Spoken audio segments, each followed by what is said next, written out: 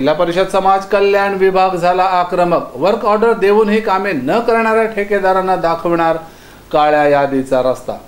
रत्नागिरी जिल्हा परिषदेमध्ये शिवसेनेची सत्ता असून समाज कल्याण विभागाकडून लाखो रुपयांची कामे केली जातात, मात्र त्याची संपूर्ण प्रक्रिया पूर्ण करून देखील अनेक ठेकेदारांनी ही कामे वेळेवर न केल्याने अशा ठेकेदारांना काळ्या यादीत टाकण्याचा निर्णय घेण्यात आला आहे। रत्नागिरी जिल्हा परिषद रत्नागिरी जिल्ह्याच्या सर्वांगीण विकासासाठी झटत असताना समाज कल्याण विभागाकडून मार्च अखेरपर्यंत हजारो कामे जिल्हा परिषद सदस्य आपापल्या विभागात सुचवित असतात, मात्र ही कामे संपवायची वेळ आली तरी पूर्ण झाली नसल्याने काम घेणाऱ्या ठेकेदारांना होऊ घातलेल्या समाज कल्याण मासिक सभेत काळ्या यादीत टाकण्याचा निर्णय समाज कल्याण सभापतींसह समितीने घेतला आहे। यावेळी बेस्ट टीव्ही जवळ समाज कल्याण सभापती प्रकाश रसाळ तसेच जिल्हा परिषद माजी उपाध्यक्ष आणि विद्यमान जिल्हा परिषद सदस्य तसेच समाज कल्याण समितीचे सदस्य संतोष थेराडे यांनी अधिक माहिती दिली आहे। माननीय सभापती रसाळ साहेब यांनी खूप चांगला निर्णय घेतलेला आहे। या जिल्हा परिषदेमध्ये एकमेव सभापती आहेत की ज्यांनी कामांचा पाठपुरावा पूर्ण 9च्या 9 तालुक्यांमध्ये दररोज रेग्युलर घेतला जातो।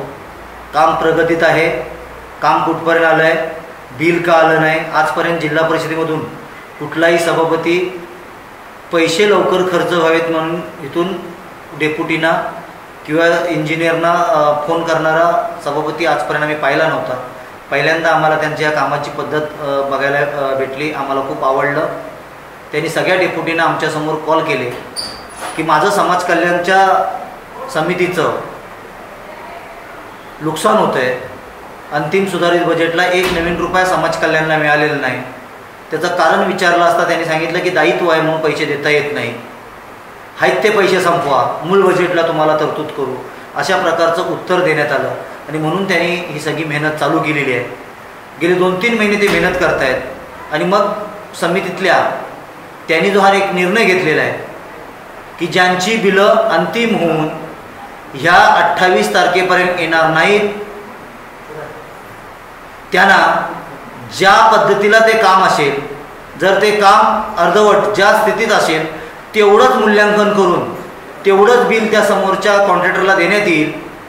आणि त्याला काम वेळेत केलं नाही, 17-18ची कामं आहेत, काम वेळेत केलं नाही म्हणून त्याला काळ्या यादीत टाकण्यात येईल, असं एकमतानं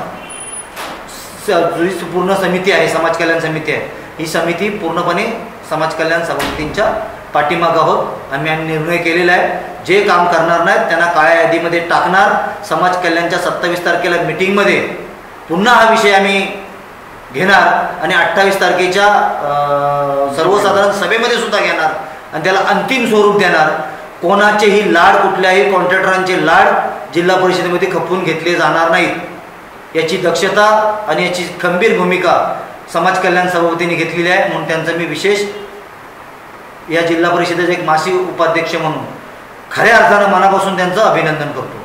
जिल्हा परिषदेने विकास कामांच्या संदर्भात घेतलेला हा महत्त्वाचा निर्णय असून अनेक ठेकेदार वेळेवर कामे पूर्ण करत नसल्याने जिल्हा परिषदेला येणारा निधी कमी मिळतो आणि तो खर्चही होत नाही।